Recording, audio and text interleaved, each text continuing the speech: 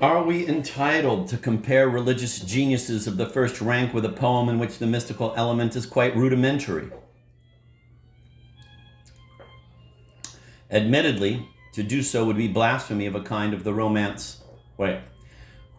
Admittedly, to do so would be blasphemy of a kind if the romance were concerned with no more than a passion of sensual love.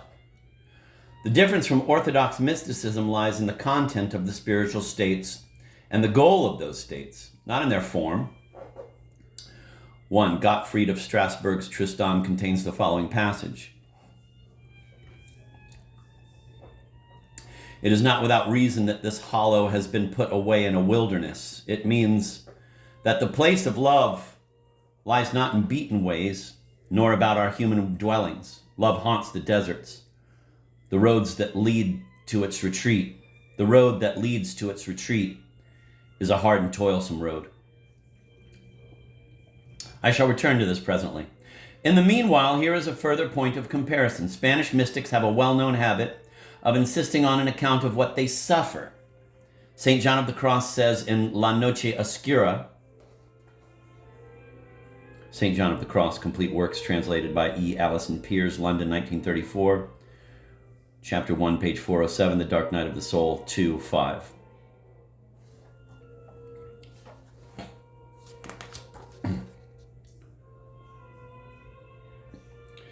Should it still be doubted what kind of love is being referred to, let me say that Gottfried admits having wandered in the desert himself, but without meeting the reward of his pains. He means that he has not become one of the perfect. I have known the hollow when only 11 years old, but to Cornwall have I never been. How could physical love be intended here? The last line shows clearly that the hollow is purely symbolical, since it may exist elsewhere than in Cornwall. Possibly Cornwall stands for a temple or grotto of the heretics.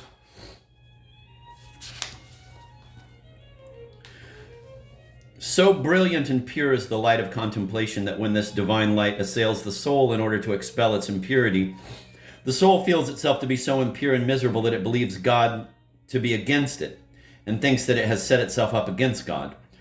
This causes it so much grief and pain because it now believes that God has cast it away, that one of the greatest trials which Job felt when God sent him his experience was as follows when he said, quote, "Why hast thou set me opposite to thee?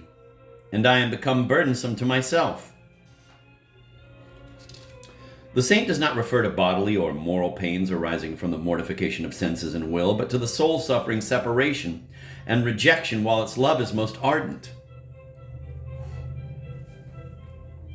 100 pages could be quoted in which there recurs the same lament of the soul about feeling deserted by the divine and being overwhelmingly anguished, about, quote, the sense of a deep void, of a cruel death to the three kinds of goods that may assuage the soul, temporal, natural, and spiritual goods, end of quote, and about, quote, the feeling of rejection which counts among the sternest ordeals of the state of purification, end of quote.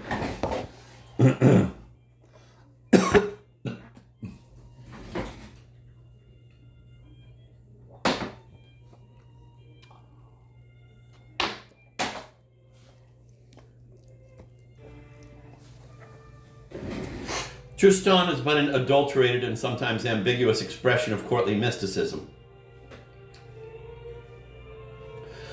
And interpreting some of those situations in the romance which seem most thoroughly mystical, it is wise, if we do not wish to go seriously astray, to set out from human love and by way of sublimation,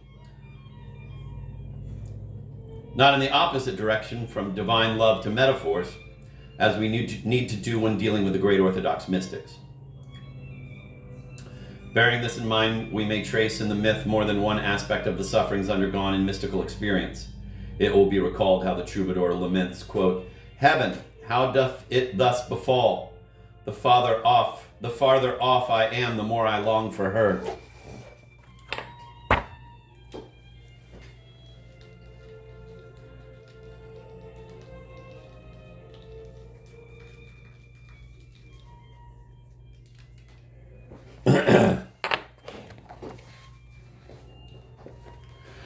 And indeed, never does love thrill Tristan so wildly as when he is parted from his lady.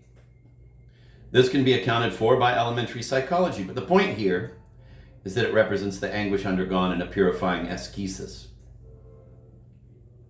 We have seen that in the romance, the repeated partings of the lovers answer to an altogether internal necessity of their passion.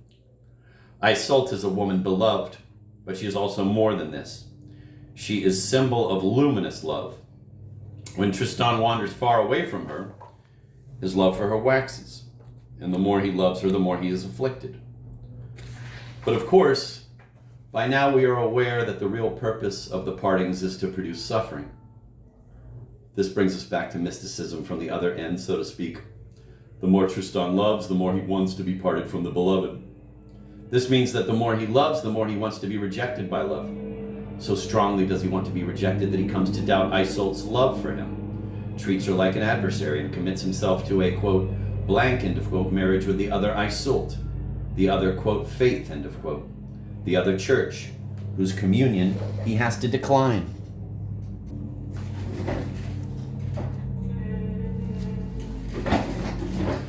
Only in one passage of the romance does orthodoxy for a moment have the better part. When the effect of the love potion has at last worn off, Tristan and Iseult go to visit the hermit Oghren in his cell. This results in a meeting between one who endures for the sake of his god and the lovers who endure for the sake of another love. It is then that they repent. For the first and last time, Iseult is to go back to her legal husband. Heresy is to return to the bosom of the church. But as the king draws near with his escort of barons, the lovers exchange a ring of everlasting fidelity and secrecy. Submission is but simulated. And presently, in demanding the ordeal of the red-hot iron, the queen is seeking to avenge herself upon the king's god, whom this ordeal dupes twice.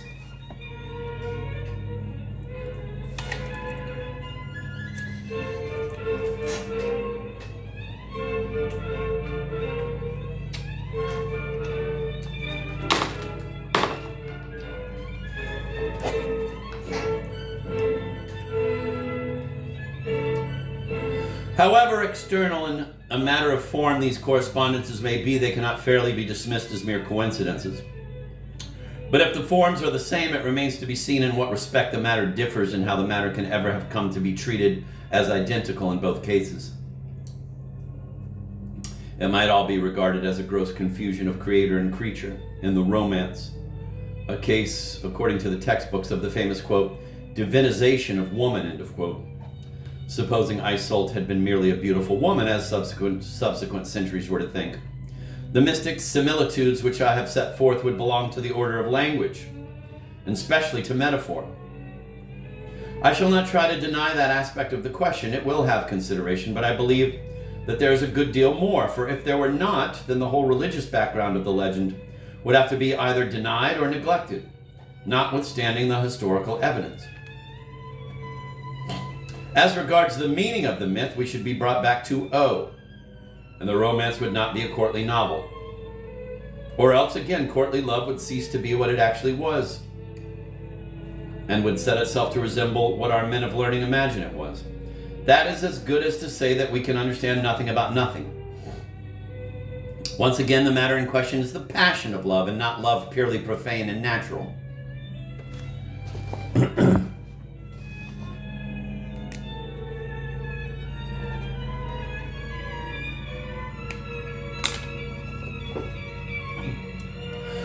What it seems to me lies at the heart of the antithesis between the two forms of mysticism is that the romance deals not merely with profane and natural love, but with passionate love. Orthodox mysticism brings about a spiritual marriage of God and the individual soul already in this life, whereas the heretical looks to union and complete fusion, and this only after the demise of the body. In the eyes of the Cathars, this world was past all possible redemption, and their belief implied, in theory, that profane love is absolute misfortune, an impossible and blamable attachment to an imperfect creature. In the eyes of the Christian, on the other hand, divine love is a misfortune also, since man in his fallen state is unable to love God fully in return. But it is a misfortune which nevertheless creates man anew, and which, far from being antagonistic to profane love, results in making this love holy through marriage. Accordingly, the mystic lovers in the romance are compelled to pursue the intensity of passion, not its fortunate appeasement. The keener their passion and the more it can detach them The keener their passion, and the more it can detach them from created things, the more readily do they feel that they are on the way to attaining the death in endura which they desire. But by Christian mystics, on the contrary, the reality of the mystical state is subjected to the test of the deeds and works that issue from it. St. Teresa says, in order to please God and in order to receive great benefits from him, these benefits must, such is his will, pass through the hands of holy mankind in whom, as he himself has said, he finds his satisfaction. End of quote. Meister Eckhart did not see this.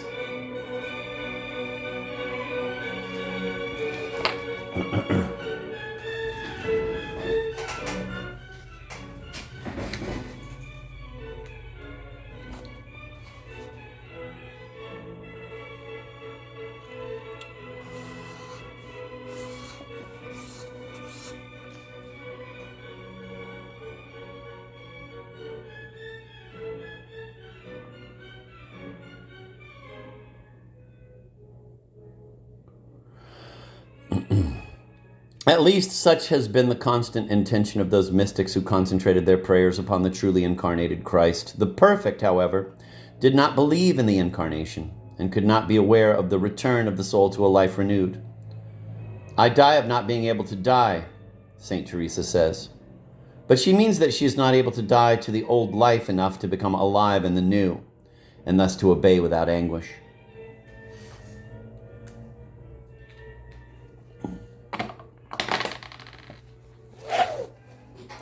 I see nothing in Tristan to recall the rejection of gifts, which is spoken of by Eckhart and St. John of the Cross.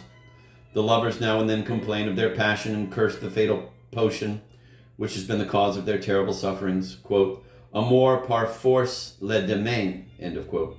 But ultimately, it is complete passion that they accept like a last revelation in death. So with their attitude to creatures. They're not going to meet them again after having passed through their passion and its ascesis.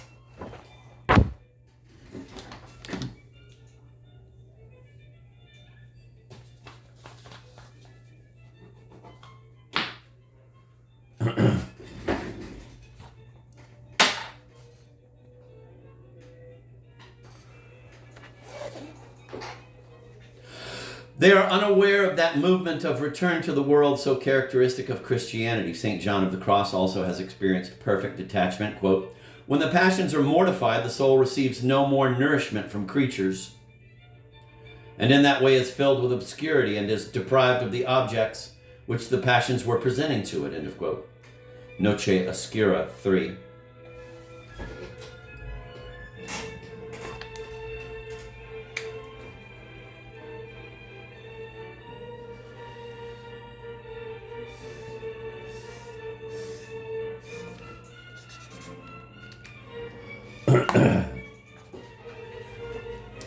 The passage can certainly bear comparison with that admirable cry by Bernard of Ventador, quote, she has taken my heart, she has taken myself, she has taken from me the world, and then she has eluded me, leaving me with only my desire and my parched heart. Jesus Christ.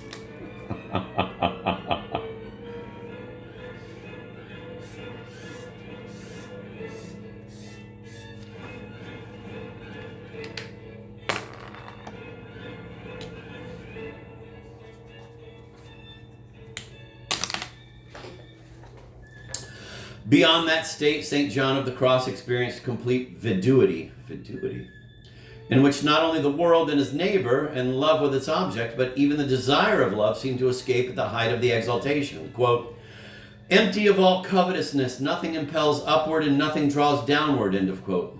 Maxims. The troubadour, Arnault Daniel, also refers to the, quote, excess of desire, end of quote, which takes away, quote, all desire, end of quote. But the theopathic state does not lead St. John of the Cross to condemn creatures.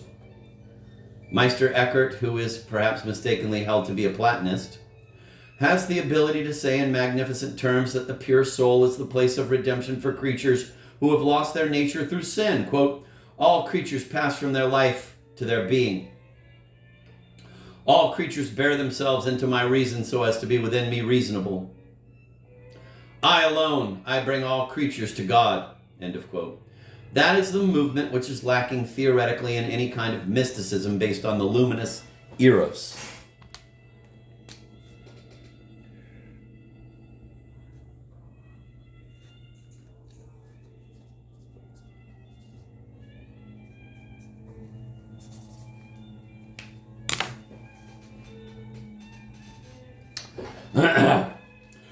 Where the two forms of mysticism differ most is as regards humility, and there again the key to the antithesis lies in the mystery of the incarnation. The romance is steeped in the Celtic atmosphere of knightly pride. The high deeds which Tristan performs are inspired by a desire to be valiant.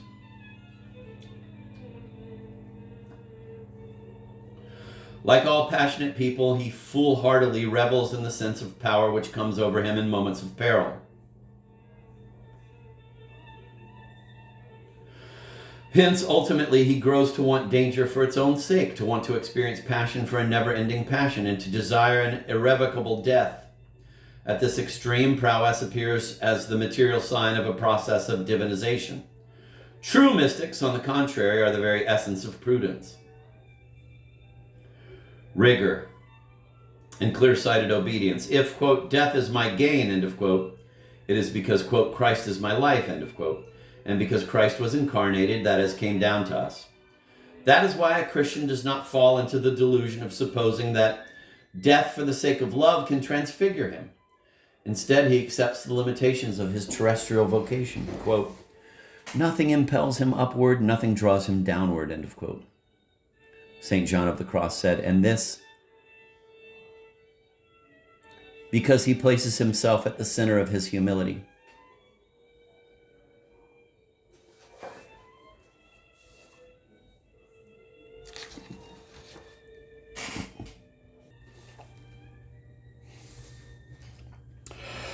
Curious but inevitable transpositions. The whole of European poetry has come out of courtly love, and out of the Arthurian romances derived from this love.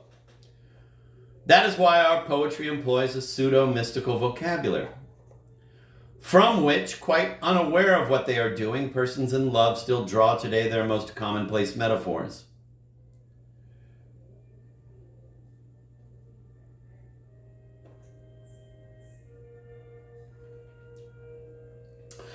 Yet, even as the Romantic myth has made use of a stock of imagery, names, and situations taken out of the accumulations left by Celtic religion, that is to say, a religion already dead, so our literature and our passions now ignorantly and pervertedly employ a terminology which mysticism alone invested with a valid meaning.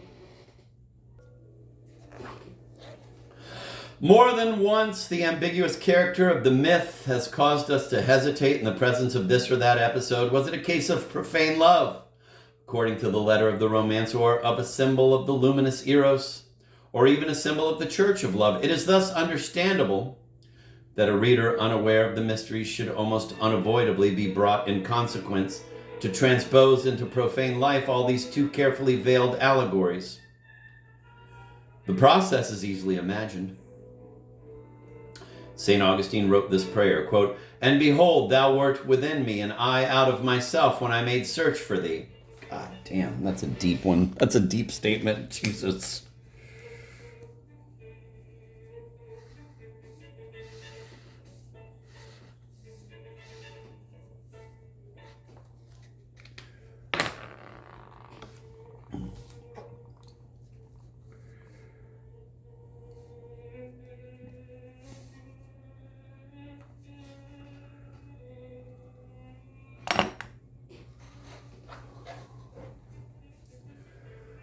He was addressing God, eternal love, but suppose that a troubadour, I have to read that again.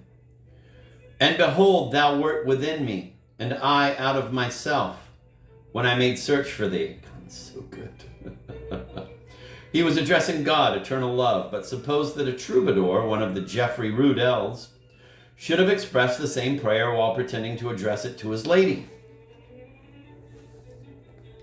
The lover, accustomed to mystical metaphors, which he interprets with their profane meaning, is tempted to see in the same phrase an expression of the passion which he loves.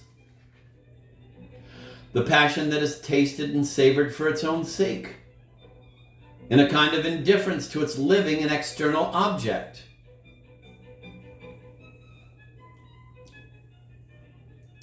So we saw above that Tristan does not love Isolde in her reality, but to the extent that she revives in him the delightful cautery of desire. Passionate love tends to grow like the exaltation of a kind of narcissism. Man, fuck. What a fucking book, bitch.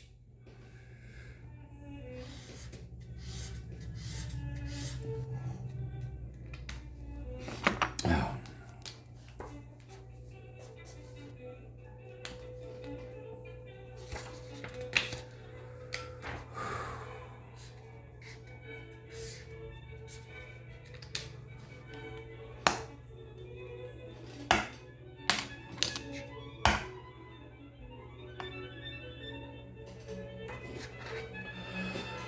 Once the mysteries had been forgotten, it was inevitable that readers of the romance should interpret its too skillful allegories as applying to profane life.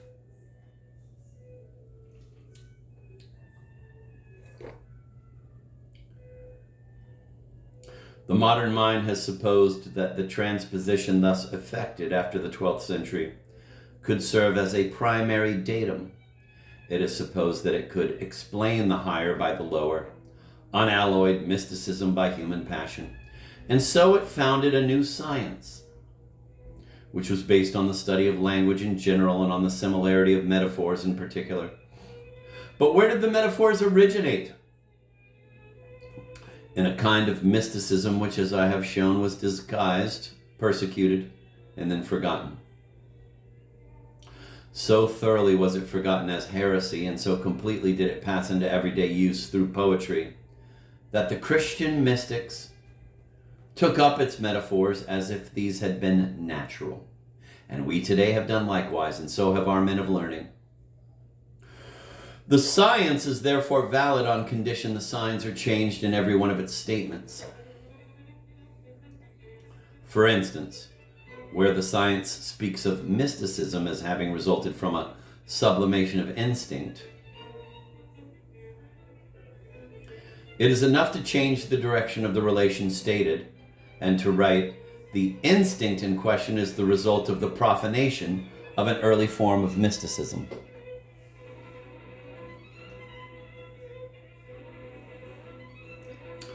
But the modern mind is so reluctant to accept this conversion that I had better go further into the mechanism of the transportations. But the modern mind is so reluctant to accept this conversion that I had better go further into the mechanism of the transpositions and even recognize the validity of some of the current objections. For after all, has not mysticism, it will be said, been open in at least one tendency to every kind of confusion? Was it not first the mystics who took advantage of the language of the pagan Eros